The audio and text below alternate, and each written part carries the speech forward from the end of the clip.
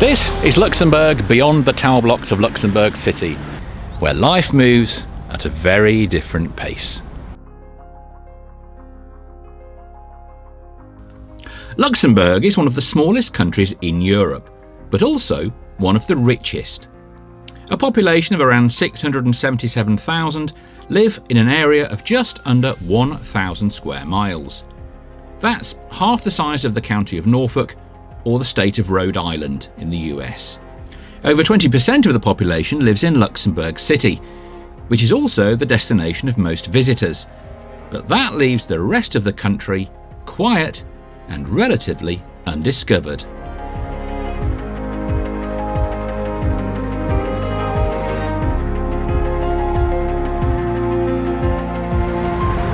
There is a small village in the far southeast of Luxembourg whose name is mentioned every day in the European corridors of power, and which possesses, symbolically, two sections of the old Berlin Wall. The name of that village is Schengen. The Schengen Treaty was signed on this boat in 1985, an agreement between 27 European countries that abolished internal border controls, allowing for the free movement of people and goods within the zone. From the 5 original signatories, it now includes almost all EU member states as well as Switzerland and Norway. There is a brand new interactive museum here, and you can also visit the boat where the agreement was signed. But it's not open for another hour, and I have many more places to see.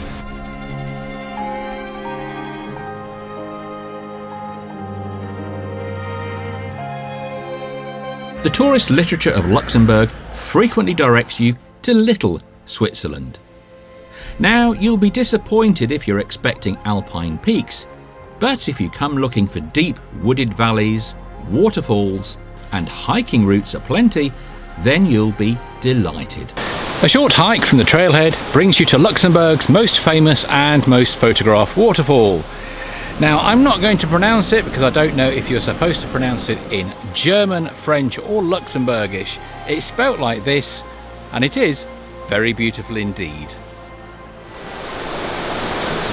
Now, to call this area Little Switzerland, as they do here in Luxembourg, is of course stretching the truth a little.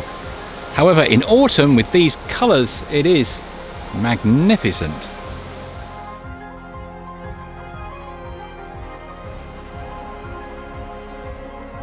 Like Switzerland, Luxembourg is an expensive country, but there are some bargains. Near the border crossings you'll find a ridiculous number of petrol stations, because the cost of fuel is significantly less than the neighbouring countries. Another fuel that is much cheaper here is coffee, so make sure to stock up.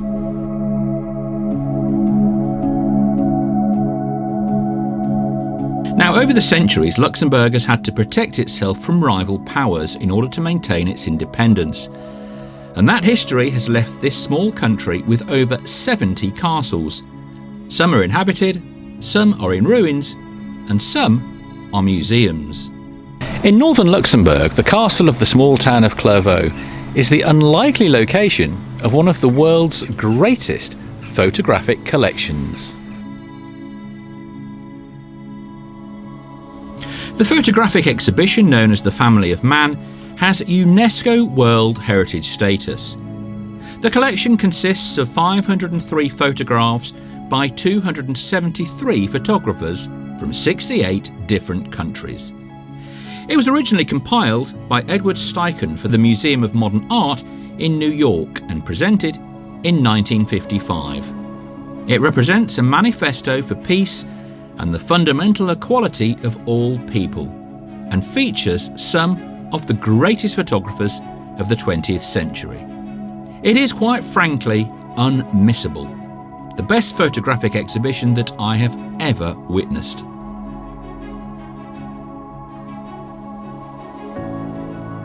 At the foot of the castle is a Sherman tank from the 9th Armoured Division, which was put out of action here in 1944 whilst defending the town and the castle from attack. The Battle of Clairvaux was an opening engagement in the Battle of the Bulge, which lasted from December the 16th to the 18th in 1944. The battle has been referred to as the Luxembourg Alamo. The numerically inferior American forces were fully encircled by German forces and eventually surrendered, losing nearly 60 tanks.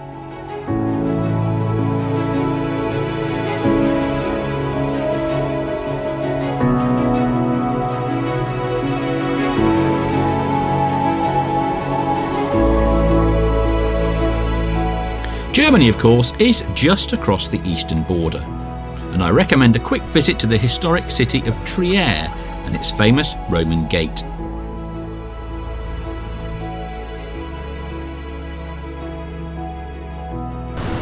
Should you want to escape the noise and the traffic of Germany, then you merely have to cross a small road bridge and you enter into sleepy eastern Luxembourg, specifically the town of Echternach.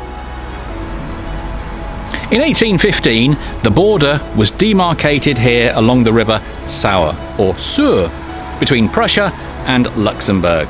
The beautiful old customs house is still here, but it hasn't been used for decades. Anyone can now walk back and forth across the frontier without any problem whatsoever. Echternach has a population of just 5,000, but is the oldest city in Luxembourg.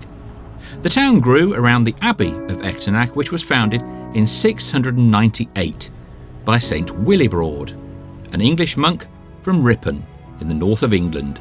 He was the monastery's abbot until his death in 739. The famous dancing procession of Echternach takes place annually on Whit Tuesday in his honour. The town was badly damaged in World War II, but has been completely restored. I can see why this is generally regarded to be the most beautiful market square in the whole of Luxembourg.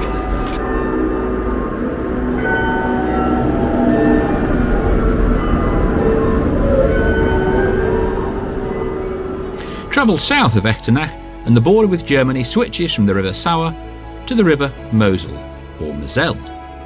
And on both sides of the river you will find vineyards and wine cellars offering tours. This is wine country. The primary offering here is Riesling wine, but if you like sparkling wine, then go for the Crémant de Luxembourg.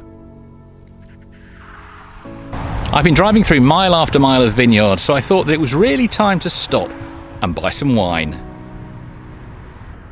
I just love this building. It's like a palace for wine. I leave Vaumeldange a very happy man. I'm now in Remisch in search of a boat. By mid-October, many of the tourist services have closed, but fortunately here at Remisch, it's still possible to take a short boat trip along the River Moselle.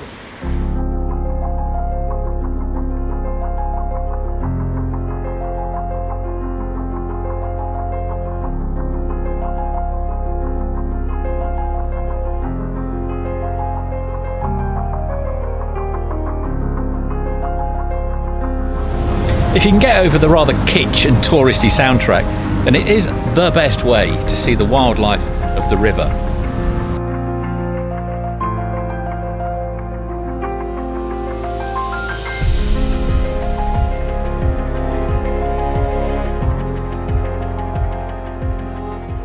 You'll soon realise that this river is still a major cargo route.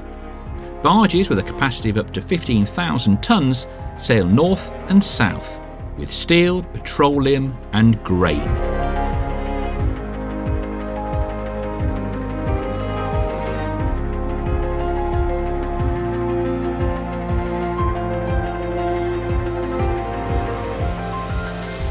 The town of Wasserbellege sits at the confluence of the Moselle and the Sur.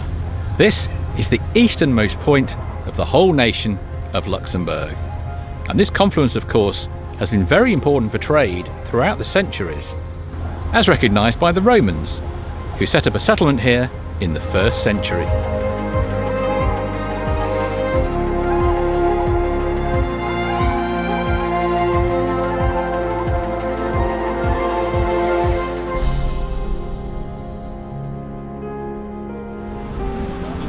The sights of provincial Luxembourg are quiet and understated, but that's a good thing. In these days of over-tourism, then this slow tourism might just be what you're looking for.